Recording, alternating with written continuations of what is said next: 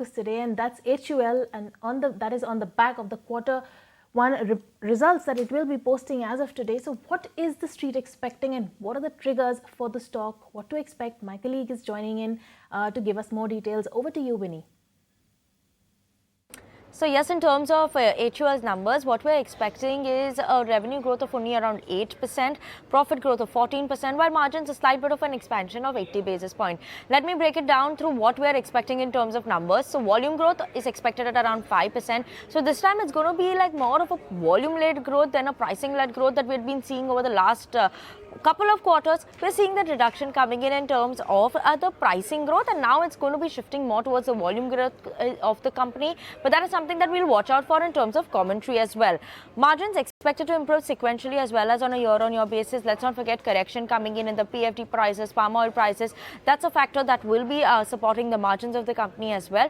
The only place they've taken a price hike is the HFD segment, where the company has taken price hikes because those milk prices, milk inflation has still continued, and that is one of the challenges that one should watch out for from HUL, because that was a concern going on for the company in the last couple of quarters as well. Modest growth expected in the home care as well as the beauty and personal care segment, because in some of the categories like the soap as well as laundry segment, they've taken a bit of a price cut in these segments as well. So keep an eye out on that one. Summer portfolio obviously expected to see a bit of a decline, so that is something like an ice cream segment that could see a bit of an impact coming in. Wait out for the commentary in that as well.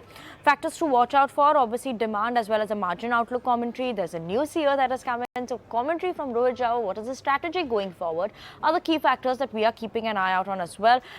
What is the traction in the nutrition business, improvement in the rural business, rural recovery, how is that shaping up, are key factors to watch out for.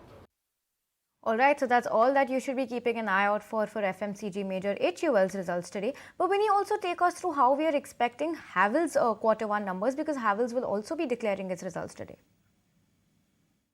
Absolutely, consecutive day of upgrades coming in as well, and now Motilal Oswal is also maintaining their rating on Havells as well. They're very positive on the turnaround story coming in for Havells. Let's not forget that Havells will also be reporting its numbers today. So in terms of the cables and wires segment, that is also expected to see a strong growth coming in.